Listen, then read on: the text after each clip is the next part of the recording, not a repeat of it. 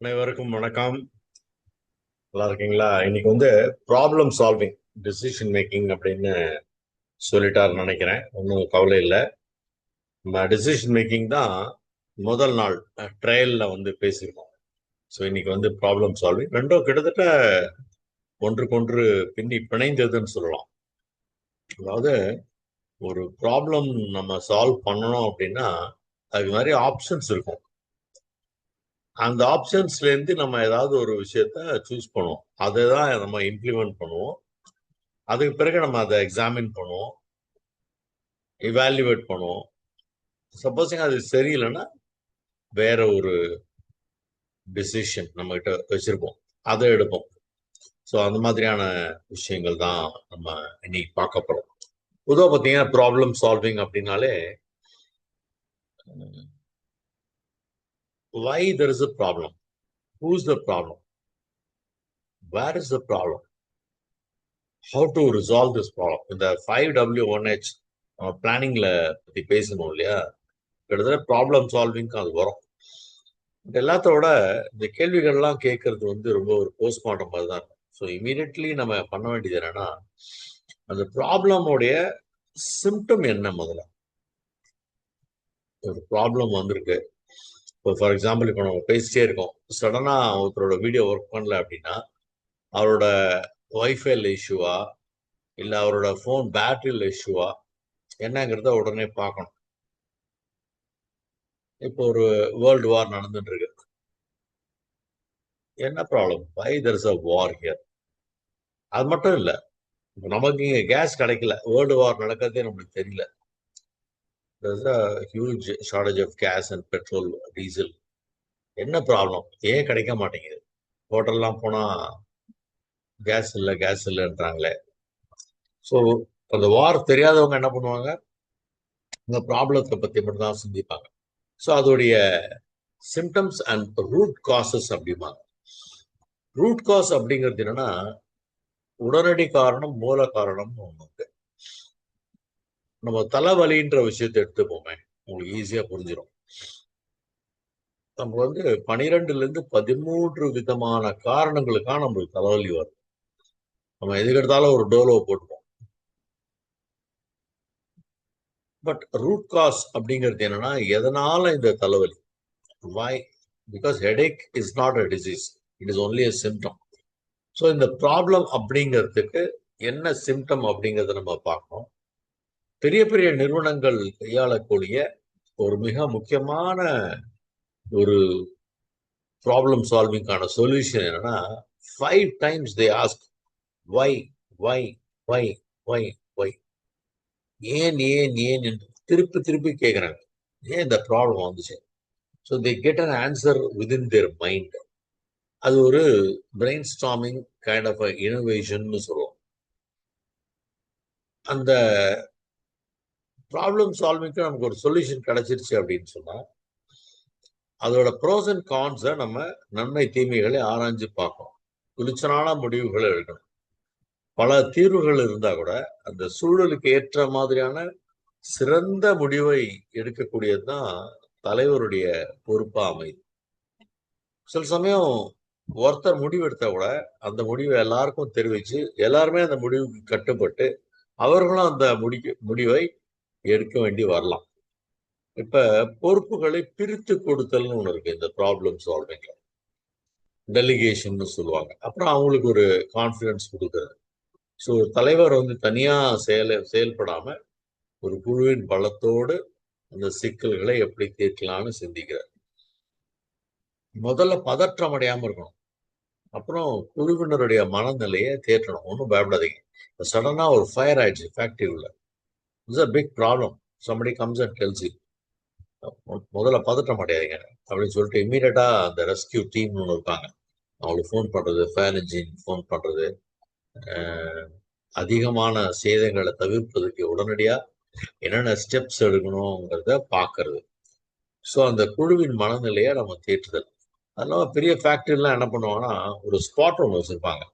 Fire நடந்தா எல்லாரும் அங்கே அசம்பிள் ஆயிடும். அது சேஃப் ஜோன், அங்கே ஒன்றும் ஆகாது. Everybody will come out of the plant. ஒரு சங்கு மாதிரி ஊதும், எல்லாரும் அங்கே நின்றுவாங்க. அதுவே ஆஃபீஸ்னு வச்சுக்கோங்களேன், ஒரு ஃபயர் ஆயிடுச்சு அப்படின்னா லிஃப்ட் யூஸ் பண்ணக்கூடாது, நம்ம படிக்கட்டில் தான் இறங்கி வரணும். ஸோ இதுக்கு ஒரு மார்க் ட்ரில் எல்லாம் கொடுப்பாங்க. ஸோ இந்த மாதிரி சிக்கலான நேரத்துல தலைவர் காட்டக்கூடிய நிதானம் இருக்கு இல்லையா, அதுதான் குழுவுடைய பெரிய நம்பிக்கை, தைரியத்தை வந்து நமக்கு கொடுக்கும். அந்த சிக்கல்களை வந்து நம்ம ஒரு பாடமா பார்க்கணும். இந்த ப்ராப்ளத்தை அது மீண்டும் நிகழாம கண்டிப்பா நம்ம தடுக்கணும். தலைவர்கள் எப்பவுமே பிரச்சனைகளை கண்டு ஓடுறவங்க கிடையாது. அதை நின்று சரிபார்த்து வழி நடத்துபவர்கள் தான் தலைவர்கள். ஸோ நம்ம அனைவருமே ஒரு தீர்வாக தான் இருக்கணும், தடையா இருக்கக்கூடாது அப்படின்ற ஒரு விஷயத்த நம்ம முதல்ல புரிஞ்சுக்கணும். இப்போ தலைமைத்துவத்துடைய பார்வையிலிருந்து பார்க்கும் பொழுது வெறும் தீர்வுகளை காண்பது மட்டுமல்ல, அந்த தீர்வில் குழுவின் எவ்வாறு நடந்து கொள்ள வேண்டும் அப்படிங்கிறத நம்ம பார்க்கணும். நம்ம ஏற்கனவே சொன்னோம், இந்த ரூட் காஸ் வந்து நம்ம சிந்திக்கணும் அப்படின்னு சொல்லிட்டு. அந்த ஒரு பிரச்சனை ஏன் உருவானது அப்படிங்கிறதுக்காக தான் அந்த 5 வைஸை நம்ம கேட்கிறோம். அதுக்கு பிறகு பார்த்தீங்கன்னா, சிக்கலான நேரங்கள்ல குழுவினர் வந்து நான் சொன்ன மாதிரி ரொம்ப பதற்றமா இருப்பாங்க. ஸோ செயல்முறைகள்ல உள்ள தவறுகளை செய்யணும். அந்த ப்ராசஸ்ல ஏதாவது தப்பு நடந்திருக்கும், அதை முதல்ல ஆஃப் பண்ணும். சப்போஸ் ஒரு ஸ்மோக் வருது அப்படின்னா இமீடியட்டா மெயின் சுவிட்ச் ஆஃப் பண்ணுவாங்க. So that doesn't spread everywhere. So அது எலக்ட்ரிக்கல், அது என்ன மாதிரி ஃபயர், எலக்ட்ரிக்கல் ஃபயரா, திடீர்னு ஏதாவது வெடிச்சிருச்சா, ஷார்ட் சர்க்கியூட்டா, இல்லை ஹை வோல்டேஜா, என்ன மாதிரியான ஃபயர். ஸோ அதனால தான் நம்ம என்ன பண்றோம், இந்த கொலாபரேஷன் அண்ட் ப்ராப்ளம் சால்விங் அப்படின்னு சொல்றோம். எல்லாத்துக்கும் எனக்கு தெரியும் அப்படிங்கிற மனப்பான்மையை நம்ம விட்டுட்டு immediately they will form as a queue. Okay, what is the problem? How do we solve? Very quick meeting and a quick decision. And அது வெவ்வேறு கோணங்களில் சிந்திச்சு நம்ம சிந்திக்காத ஒரு புதிய தீர்வை வந்து நம்ம குழு மெம்பர்கள் கொடுப்பாங்க. அதுக்கான ஓனர்ஷிப் அவங்க எடுத்துப்பாங்க. அது ரொம்ப முக்கியம். யாரு தீர்வு கொடுத்தாங்களோ, தர சார் இவர் தான் சொன்னார், அதுதான் சார் அப்படி செஞ்சேன், இல்லாட்டா இன்னும் கூட நம்ம சேவ் பண்ணிருக்கலாம் சார் அப்படிலாம் சொல்லுவாங்க. அந்த மாதிரி இல்லாம அந்த ஓனர்ஷிப்பை நம்ம எடுத்துக்கணும். சுறுசுறுப்பான அணுகுமுறை அப்படின்னு ஒண்ணு இருக்கு. ஒரு ப்ராப்ளம் வந்துருச்சு அப்படின்னா நம்ம உட்காந்து ரொம்ப தியரட்டிக்கலா அனாலிசிஸ், என்ன ப்ராப்ளம், ஸோ என்னென்ன சொல்யூஷன்ஸ் நம்ம கையில இருக்கு, choose the option and implement it, examine it, if doesn't work go for the next option. இதெல்லாம் வந்து ரொம்ப தேவை, இதெல்லாம் வேலைக்கு ஆகாது. என்ன தேவைன்னா அஜிலிட்டி அண்ட் ஃபிளெக்சிபிலிட்டி. அஜிலிட்டி அப்படிங்கிறது என்ன, வேகமாக உடனடியாக வந்து செயல்படுது. அந்த ஃபிளெக்சிபிலிட்டின்னா கொஞ்சம் தளர்வு தன்மை, ரொம்ப ரிஜிடா இல்லாம ஒரு பிளான் ஏ நம்மளுக்கு வந்து சப்போஸிங் ஒர்க் ஆகல அப்படின்னு சொன்னா ஒரு பிளான் பி நம்ம கையில இருக்கணும். இந்த பிளான் பின்றது லைஃப்ல எப்பவுமே உண்டு. நீங்க சில சமயம் ஹோட்டல் போகும்போது கூட ஒரு ப்ரீஎம்ப்டா போயிடுவீங்க. நான் இன்னைக்கு போயிட்டு பூரி தான் சாப்பிட போறேன். நாங்க போனோம்னா பூரி இல்லைன்றோம். ஓகே, வாட் இஸ் நெக்ஸ்ட், வேற என்னப்பா இருக்கு அப்படின்னு நம்ம கேட்குறோம். பூரி இல்லையா, எழுந்திரிச்சு வேற கடைக்கு போயிடுறது. அது மாதிரி நம்ம ப்ராக்டிக்கலா அப்படி பண்றது இல்லை. நான் பசிக்குது, ஹோட்டலுக்கு போயிருக்கோம், எல்லாரும் சாப்பிட்டுட்டு இருக்காங்க. Okay, puri is not there, what else is there, sir pongal vada இருக்கு சார், சரி அதை கொண்டு வாங்க. ஸோ நம்ம மைண்டை நம்ம சேஞ்ச் பண்ணணும். அதுக்கு பேர் தான் என்னது, பிளான் பி. இப்போ இன்ஜினியரிங் பசங்களெல்லாம் சேர்க்க போறாங்க ஜூன் ஜூலையில். ஒரு பர்டிகுலர் சீட்ல தான் நான் படிப்பேன்பாங்க, அது கிடைக்கல, அது ரொம்ப டிமாண்ட் இருக்கு, கட் ஆஃப் ப்ராப்ளம் இருக்கு அப்படின்னா நெக்ஸ்ட் நம்ம மைண்ட்ல ஒரு பிளான் பி ஆல்டர்னேட்டிவ் இருக்கணும். அதர்வைஸ் நம்ம ரொம்ப டிசப்பாயிண்ட் ஆகிடும், ஃப்ரஸ்ட்ரேட் ஆகிடும். இந்த முடிவெடுக்கும் விஷயத்துல எப்பவுமே என்னன்னா ரொம்ப வேகமா நடக்குது, பிடிவாதமா ஒரே மாதிரியான இருக்காம சூழலுக்கு ஏற்ற முடிவுகளை நம்ம நெகிழ்வு தன்மையோட எடுக்கிறோம். அதை தவிர ரிஸ்க் மேனேஜ்மெண்ட்னு ஒன்று இருக்கு. ஒரு தீர்வை வந்து செயல்படுத்துறதுக்கு முன்னாடி அதோட பக்க விளைவுகள், சைடு எஃபெக்ட்ஸ் என்ன.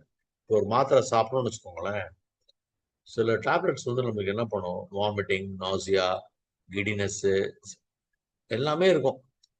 நமக்கு அப்போ டவுட் வரும். இன்னைக்கு தான் நமக்கு கூகுள் தலைவர் இருக்காருல்ல, டக்குன்னு அந்த மாத்திரையோட போட்டு பார்த்தா அதுல யூசஸும் வந்துடும், சைடு எஃபெக்ட்ஸும் வந்துடும். ஓகே, நமக்கு ஒன்றும் பெரிய நோய் இல்லை, இந்த மாத்திரைனாலதான் இப்படி நம்மளை பாடாப்படுத்துது, அதுக்காக மாத்திரையை நிறுத்திட முடியாது.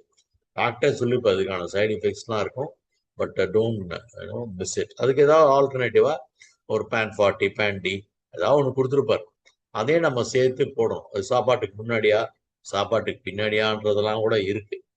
ஸோ அந்த பக்க விளைவுகள் அப்படிங்கிறது என்னன்னா, ஒரு முடிவை எடுத்தா அடுத்த 6 மாசத்துக்கு இந்த பிரச்சனை இல்லாம இருக்குமா அப்படின்ற ஒரு தொலைநோக்கு பார்வையோட தான் அந்த முடிவுகளை நம்ம வந்து எடுத்தாகணும். நெக்ஸ்ட் பாத்தீங்கன்னா, அந்த communication, transparent communication. See if you have taken a call, இனிமே வந்து சேஃப்டி எக்யூப்மெண்ட்ஸ் இல்லாம யாரும் ஃபேக்டரிக்குள்ள நுழையவே கூடாது. ஏதாவது ப்ராப்ளம்னா எமர்ஜென்சி பட்டனை நீங்க ப்ரெஸ் பண்ணணும். இப்போ ஒரு பில்டிங்லயே கூட ஒரு தெஃப்ட் நடந்துச்சுன்னா என்ன பண்றாங்க, சிசிடிவில போய் பாக்குறாங்க. அது ஒன்லி போஸ்ட்மார்டம், எப்ப நடந்துச்சு, யார் நடந்துச்சு, ஓடி போனானா, இப்படி போனா, அப்படி போனா. அப்புறம் நமக்கு அந்த ஃபுட்டேஜை கிடைச்சி அதை எடுத்து போய் போலீஸ் ஸ்டேஷன்ல கொடுத்து எஃப்ஐஆர் ஃபைல் பண்ணி. பட் இருந்தாலும் நெக்ஸ்ட் டைம் இதே மாதிரி ஒரு வீக் பாயிண்ட் இருக்கு, மறுபடியும் இதா மாதிரி நடக்காம இருக்கணும் அப்படின்னு சொன்னா நம்ம என்ன பண்ணணும், we have to take some bold and brave steps. அந்த ஸ்டெப்ஸை நம்ம எல்லாருக்கும் இன்ஃபார்ம் பண்ணணும், இதை தான் நம்ம இனிமேல் ஃபாலோ பண்ண போறோம். ஸோ அந்த தகவல்கள் எப்படி இருக்கணும்னா தெளிவா இருக்கணும், வெளிப்படையா இருக்கணும். அரைகுறை தகவல்கள் இதெல்லாம் வந்து வதந்திகள், இது வந்து வேலைக்காகும். இப்போ அது வதந்தி அப்படிங்கிறச்ச உங்களுக்கு ஒரு ரொம்ப குட்டி ஸ்டோரி. நீ இந்த குட்டி ஸ்டோரி தான் இன்னைக்கு எங்க பார்த்தாலும் ஃபேமஸா இருக்கு இந்த அரசியல் மீட்டிங்லாம் கூட. ஒரு ஊர்ல ஒரு குழந்தை ரொம்ப அழுதுட்டு இருக்கான். என்னடா ஒரு சத்தம் வேற வருது அதுக்கு முன்னாடி. உடனே முடிவு பண்ணிட்டாங்க அங்க ஏதோ வெடிச்சிருச்சு அப்படின்ட்டு. உடனே போலீஸுக்கு ஃபோன் பண்றாங்க, ஆம்புலன்ஸுக்கு ஃபோன் பண்றாங்க, ஃபயர் ஸ்டேஷனுக்கு ஃபோன் பண்றாங்க, ஊரெல்லாம் போய் சொல்றாங்க ஏதோ வெடிச்சிருச்சுப்பா பயங்கரமா, இந்த குழந்தை பயங்கரமா அழுதுப்பா அப்படின்னு சொல்லிட்டு. கடைசியில் எல்லா பையனும் வந்த பிறகு பாத்தீங்கன்னா அந்த பையன் ஊதி இந்த பலூன் வெடிச்சிருக்கு, அவ்வளவுதான். அந்த சவுண்டு கேட்டிருக்கு, சவுண்டு கேட்டோடனே ஏதோ ஒன்று ஆகி போச்சு. குழந்தை பலூன் வெடிச்சோடனே அந்த பயத்திலையோ இல்லை பலூன் வெடிச்சிருத்துன்ற ஒரு கவலை அதுகிட்ட இருந்ததே, ஒரே பலூன் அதுவும் வெடிச்சிருச்சு. ஸோ அது அழுது. ஸோ பலூன் வெடிச்ச சத்தம், இந்த குழந்தை அழுகை சத்தம் ரெண்டையும் கம்பைன் பண்ணி ஊர் முழுக்க போய் சொல்லிட்டோம், என்னன்னே விசாரிக்காம. சார் அங்க பெரிய சத்தம் சார், பெரிய பிரச்சனை சார் அப்படின்னு சொல்லிட்டு எல்லாரையும் வர வச்சு. ஸோ இந்த கற்றல் கலாச்சாரம், ஓகே, முதல்ல என்னன்னு போய் பாரு, ஏன் குழந்தை அழறான்னு பாரு அப்படின்னு சொல்றோம் இல்லையா. இது வந்து எப்படி வீட்டுல எல்லாம் சில விஷயங்கள் பொருந்ததோ அது நிறுவனத்திலையும் அது கண்டிப்பாக பொருந்தும். ஒரு தலைவருடைய பணி என்னன்னு பாத்தீங்கன்னா, சிறந்த குழுவை வந்து உருவாக்குவாரு and fail fast and learn fast. நீ தப்பு பண்ண போறனா சீக்கிரமா அந்த தப்பை பண்ணி தொலை, சீக்கிரமா கத்துக்கோ. நாலுலேருந்து நீ பர்ஃபெக்டா மாறணும், மிஸ்டர் பர்ஃபெக்ட் ஆகணும். புரியுதுங்களா? ஸோ இந்த மாதிரி பார்க்கும் பொழுது தோல்வி வந்து நமக்கு ஒரு பாடமா அமையும். அப்படி இல்லைன்னா திருப்பி திருப்பி நம்ம வேற வேற தப்பு பண்ணிட்டே இருப்போம், நம்மளாலதான் தலைவலியே நம்ம பாஸ்க்கு. அந்த மாதிரி இல்லாம நம்ம கண்டிப்பாக அந்த கற்றல் கலாச்சாரத்துக்குள்ள நுழையணும். ஸோ மறுபடியும் பார்த்தீங்கன்னா அந்த அறிகுறியை தேட வேண்டும். உணர்ச்சி sir emotional intelligence in crisis, data drivers in intuitive decision, collaborative and problem solving, agility and flexibility, risk management, transparent communication, and learning from failures. இவ்வளோ விஷயம் இருக்கு ப்ராப்ளம் சால்விங்ல. ஸோ நம்ம பார்க்க வேண்டிய முக்கியமான ஒரு விஷயத்தோட நம்ம இந்த உரையை முடிக்க போறோம். சிறந்த தலைவர் என்பவர்கள் சிக்கலை தீர்ப்பவர்கள் மட்டுமல்ல, சிக்கல்களே வராதபடி ஒரு அமைப்பை நடத்துபவர், உருவாக்குபவர் என்று நம்ம புரிஞ்சுக்கணும். ஒரு தலைவர்ங்கிறது என்னது, வெறும் ப்ராப்ளம் சால்விங் மட்டும் பண்றவர் கிடையாது. ஒரு அம்மா அழற குழந்தைக்கு பால் கொடுக்குறேன்னு சொல்றாங்க இல்லையா, குழந்தைய அழ வைக்கிறது அம்மாவோட வேலை கிடையாது. குழந்தை அழுதால் அந்த குழந்தைய அழுகையை நிறுத்துவது எப்படி, நிறைய ஃபாதருக்கு அது தெரியாது.